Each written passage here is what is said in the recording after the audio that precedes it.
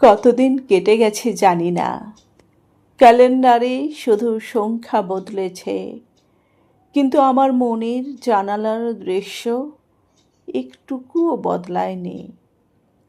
হাওয়া এখনো আসে, সূর্য ওঠে, চাঁদ নামে, কিন্তু তোমার সেই টিং শব্দটা আর শোনা যায় না।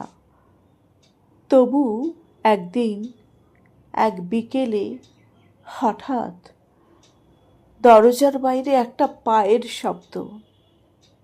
আমি ভাবলাম, না হোক, এই শব্দটা মন বানিয়ে নিচ্ছে আবার সেই পুরনো খেলা, আশা আর বিভ্রমের।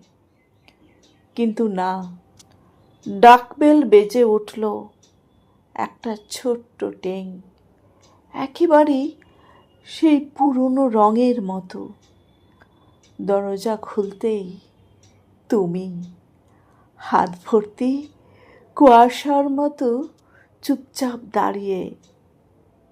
তুমি বললে না কিছু, আমিও না, কিন্তু চোখ দুটো ঠিক জানালার মতো খুলে গেল। সেই চোখেই জমে থাকা না বলা কথাগুলো যেন একসঙ্গে বয়ে গেল।